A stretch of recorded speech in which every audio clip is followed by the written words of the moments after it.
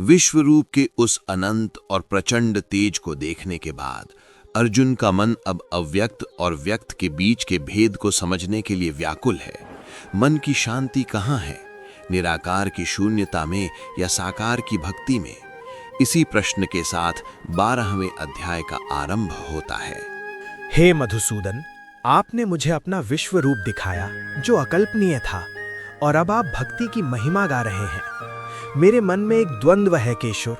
जो अनन्य प्रेमी भक्त निरंतर आपसे जुड़े रहकर आपके इस सगुण साकार रूप की भली भांति उपासना करते हैं, और दूसरे वे जो उस अविनाशी, अव्यक्त और निराकार अक्षर ब्रह्म की उपासना करते हैं।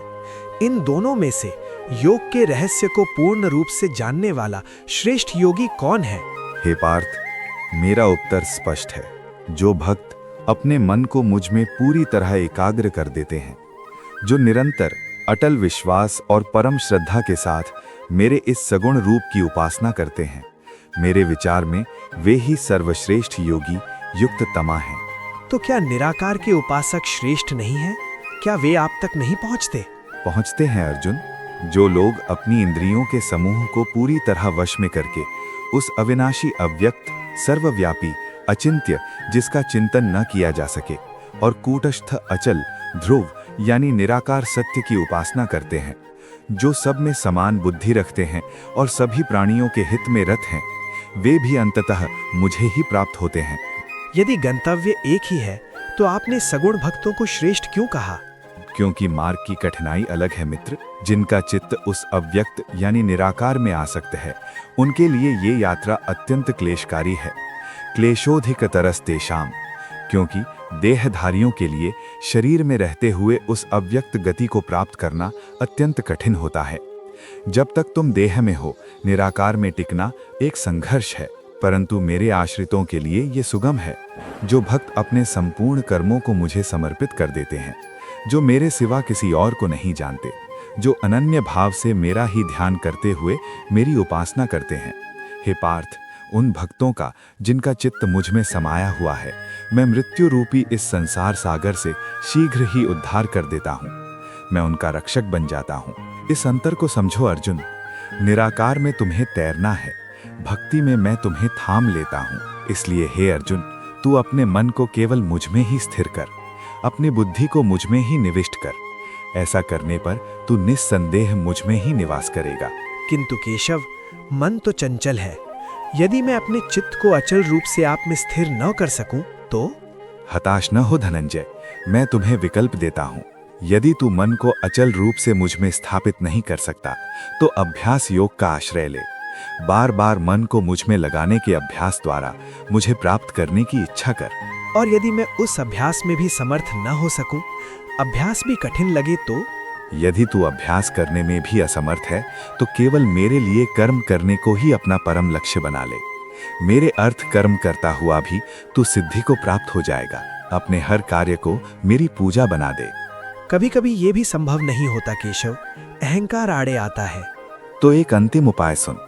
यदि तू मेरे आश्रित होकर ये भी नहीं कर सकता, तो अपने मन और इंद्रियों को संयमित कर और सर्व कर्म फल त्याग कर। कर्म कर, किंतु उसके फल की आशा मत रख। फल मुझे सौंप दे।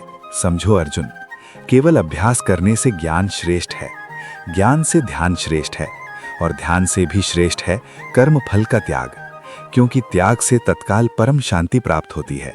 हे केशव, वो भक्त कैसा होता है जिसे ये शांति प्राप्त है, जो आपको इतना प्रिय है? उसके लक्षण क्या हैं?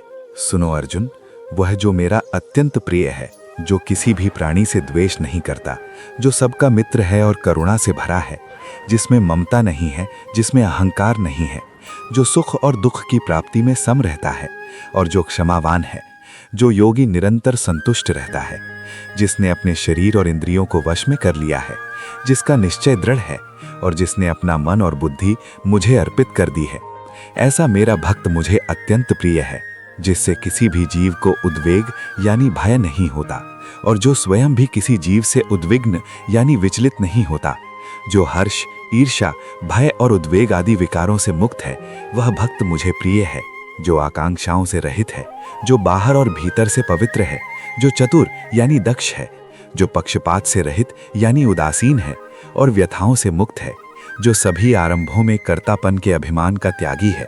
ऐसा मेरा भक्त मुझे अत्यंत प्रिय है, जो न कभी हर्षित होता है, न द्वेष करता है, न शोक करता है और न ही किसी वस्तु की कामना करता है, जो शुभ और अशुभ दोनों प्रकार के कर्मों के फलों का त्यागी है। वह भक्तिमान पुरुष मुझे प्रिय है, जो शत्रु और मित्र में सम है, जो मान और अपमान में सम है, जो सर्दी गर्मी और सुख दुख आदि द्वंद्वों में समभाव रखता है और आसक्ति से रहित है, जो निंदा और स्तुति को समान समझता है, जो मौन यानी मननशील है, जो जिस किसी प्रकार से भी शरीर का निर्वाह होने में सदा संतुष्ट रहता है और जिसका रहने के स्थान में ममता नहीं है, अनिकेतः। ऐसा स्थिर बुद्धि वाला भक्तिमान पुरुष मुझे अत्यंत प्रिय है। किंतु हे अर्जुन, जो श्रद्धालु भक्त मेरे परायण होकर इस ऊपर कहे हुए धर्मामृत का निष्काम प्रेम भाव से सेवन करते हैं, वे भक्त मुझे अतिशय प्रिय हैं।